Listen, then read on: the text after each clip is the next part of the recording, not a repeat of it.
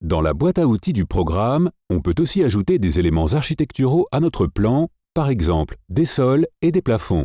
En sélectionnant depuis la palette d'outils architecturale, on peut exécuter la commande « Sol, toit ».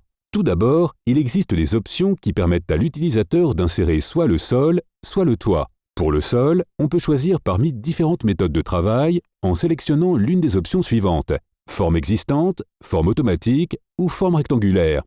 On peut aussi régler l'épaisseur et la dimension des carreaux souhaités. En parcourant les options des objets prédéterminés, on peut choisir 4 types de planchers différents.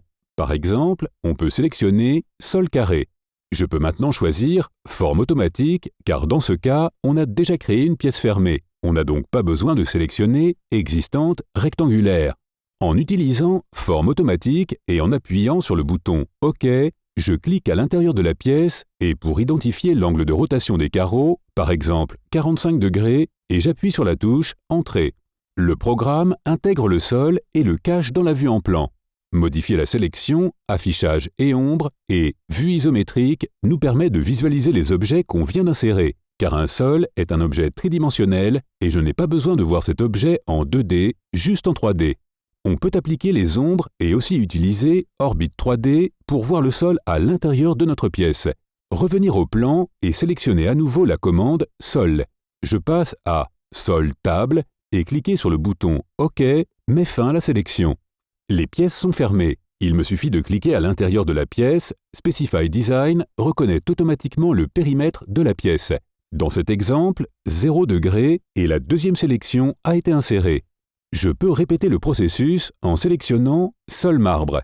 Le troisième choix est avec un angle 0 degré. On peut se déplacer dans l'espace 3D et on peut voir le sol créé. On revient au plan, on peut maintenant commencer à insérer le plafond des murs adjacents. J'active les options Plafond. Je peux identifier et changer le plafond, la hauteur du plafond, l'épaisseur, les carreaux. Dans ce cas de figure, je ne l'insère pas avec forme automatique, mais j'utilise forme rectangulaire. J'appuie sur le bouton OK pour activer la commande.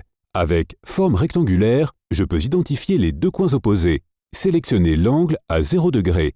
Maintenant, le plafond a été inséré, mais si je me déplace dans Affichage et ombre et que je passe en vue isométrique et applique Style visuel réaliste, le logiciel ne montre pas les éléments qu'on vient de créer dans la vue. Cette procédure a été créée délibérément en raison de la situation.